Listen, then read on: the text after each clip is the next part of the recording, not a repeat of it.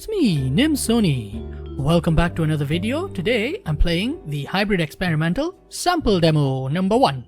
So this is the first demo I'm making that's released or is releasing on the itch.io page. So have a look on there once this video goes up. So what I've been doing, I've been working on the actual Sandbox physics for a while, and it is something that I've been sort of wanting to do and had done for a long while ago. I made a working, physics gun that actually works logically with the rotations working properly and everything.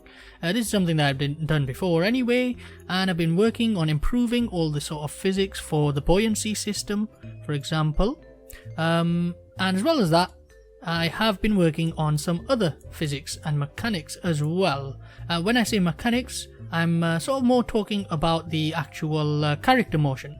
So character movement is something that I've been working on and getting it as good as I can. So it's sort of as reactive as it should be, and the character himself should work as if he's part of the world. Everything sort of works properly with proper forces coming from every direction and everything.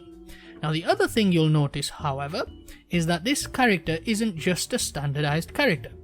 And what I've been doing for a while now, and I mentioned in my earlier Twitter posts a while ago about the AI ragdoll systems that I've been working on to make a simplified version of my ragdoll character motion for the AI.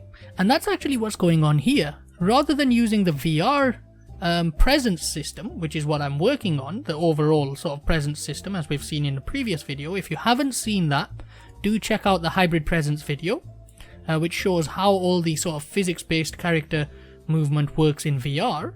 What this is, however, is the player is actually an AI ragdoll. So this is how the AI ragdoll system works, and I'm able to actually sort of physically grab onto things. And that's exactly how the hybrid system works as well, where I'm actually physically lifting my body up and everything like that. Now there are some heavy objects, like for example this R here. Pull that down. Oh, it's actually too heavy for me to pull down. Brilliant. Yeah, there we go. So yeah, you can actually see how my body sort of gets pulled about as I move it. However, of course, we do have a physics gun.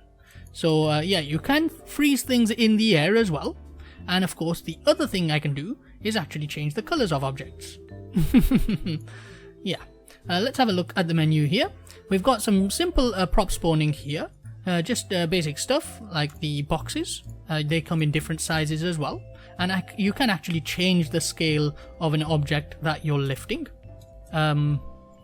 before you spawn it, sorry. And the actual objects themselves, you can remove them as well from the scene. So let's have a little bit of messing with the actual physics itself. Now each object has its own base mass, but you can actually change the mass. I had limited it, I believe, to 999. Yeah, I'm probably going to increase that to 9,999 just to add some sort of fun to the system, make it a little bit more easy to play with.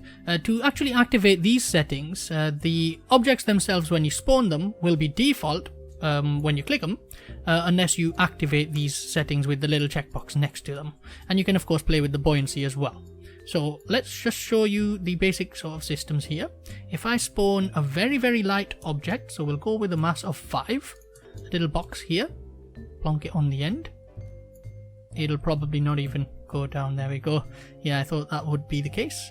We'll switch that off, spawn a larger box, and I'm going to need to get onto that. Now there's a little bit of problem with the actual grabby system. I'm not able to actually climb up on top of things, and I'll be working on that, just making it sort of work a little bit better. But for now you can see, boom, you can see that actually works. And of course you can actually grab things as well as they're sort of falling about in the air. And let's have a look at how buoyancy and stuff works. We can of course roll these objects around. And these are non-buoyant spheres. By default the sphere is fully buoyant, so you can throw a ball in there and you can see that's a buoyant sphere. And of course you'll also notice that when things hit the water, they actually roll about. This is based on pure physics, pure real world physics. So things like this, they actually roll over the top. And of course they do actually bounce over the top of the water as well if you really throw them fast. So you can see it actually rolled over the top. That's based on real world physics. Essentially what happens is the air friction is obviously much less than the water friction, and while the object is halfway into the water, like this sphere here, you get less friction above, more friction below, so there's more of a force pushing back below, and as a result the object rolls over the top. And that's what happens with things in real world. You get this sort of roll feel. And of course I've just got this little sort of area here, which is a replica of the sandbox area, the test area from Mario Sunshine, and of course the sort of standard test area for a Gmod map as well. And this is all just recreated from scratch. I just sort of rebuilt it. Now you can change a few of the settings as well, so you can switch off all the sort of basic stuff like it. Wow, I have not fixed the mouse control. I'll fix that before I release this. So essentially when I switch the VSync off, my mouse is going super slow because the game is actually running at such a high frame rate. Anyways, I'll fix that, no problem. So I have also got some underwater effects, and of course if I switch the motion, the depth of field on, you can see how that actually works underwater and looks really nice. Now you can swim, but you can't actually jump out of the water. You can sort of launch out by accelerating from underneath. And of course you can stand on things that are buoyant as well. So if we move this here and throw that in the water, drink, you can see that these things are buoyant, and you can change the color of them as well. This is however much lighter than the character by default, so if I stand on it now it's just going to get pushed into the water, at which point obviously my character will stop. And you can see when I jump off things, my feet kick them fast and they actually launch off into the ground there. Well, so let's move over to that side there, and by spawning a nice platform here, and then I'll just flying carpet my way over. So you can see here just a pretty basic sandbox area to mess around with, and you can see his feet are flailing about. The entire character is a ragdoll, 100% ragdoll. So if I spawned something that is really heavy, for example, I'll make a really big box, and you can see I'm just not able to pull it about. Now there is a little bit of glitching going on with the hands and stuff, and you'll notice that it just sort of unclamps from an object when it gets too glitchy. And stuff like that. The feet themselves don't actually hold the player up, and I'm gonna work on that as well. But for now, this thing here, I'm just gonna cut that off and drop a sort of a 300 kg platform instead. So you can see here, this platform does float, and you can see it tries to roll as soon as it starts moving there. But I can actually stand on this one. So there we go. Nice and standable. And of course the system itself is Unity's own system, so everything's sort of pretty fast in terms of physics because we're using NVIDIA physics. And I've done this in the past. I've shown this sort of when I was testing this buoyancy physics implementation. I've shown where I just sort of spawn hundreds and hundreds of objects, and the system is definitely capable of just handling them all. And you can see that all works quite well. The other thing you'll notice when I jump off an object is it doesn't just get kicked down, it gets kicked in the opposite direction that I move. And that's pure physics based logic. So as I'm moving, if I run and kick off the floor will get pushed to the side as well as downwards. And that's more obvious when you've got, for example, a heavy sphere. So if I make a sort of ×3 ball, there we go, and then jump on that, and you can see he just sort of walks about and it starts spinning, and just standing on it obviously causes it to start rolling about. There's some objects that I've got thrown over there. Let's just move them over to there. There we go. And let's do some little bit of physics messing around here. So if we spawn, I'll use the 300 kg. It's a nice sort of base mass. And we'll drop an object there. And we'll drop this time a longer platform. So we've got a 12x1 and I've got a 7x1. I should probably just freeze that in place. So I'm just going to freeze that in place, in fact. There we go. Now, unlike Gmod, it's a little bit different in terms of freezing things, and I might change the control for that, but I don't know if I will. Essentially, when you drop something, for example, like a box here, and you want to freeze it in air, you don't just right-click and let go. If you do that, this will happen. What you have to do is actually be holding the right-click when you let go of the main click. You can change these controls. They're all part of the standard Unity system. I have not tested this on a hand controller. Did I just say hand controller? I have not tested this on a gamepad or anything like that, so it might be a bit problematic with that. Let me drop another platform again, and this time I'm gonna make sure this is frozen in there. And of course you can see here I can actually sort of pull the platform down as well, like this, with my hands, so I can just sort of throw it down, stand on top of it. Really cool. I love this thing. So let's make this a really heavy box now. We'll drop a nice heavy box, and just sort of spawn it right over there. So this is all stuff that you can just play around with, whatever you want to do. We're going to make this really heavy box fall on this platform here while I'm standing on the other side. Whoop. And you can see how it just sort of falls down as I walk on top of it. Everything's sort of physically accurate to a certain extent. And here we go. Boing! I nearly made it. I'm falling. And of course you can just sort of grab onto the wall at any point if you want to as well. And you can just grab onto this, and ooh, it's really heavy. You can see there my hand's glitching. My head comes out of where the camera is. I wanted to keep the camera a little bit stable.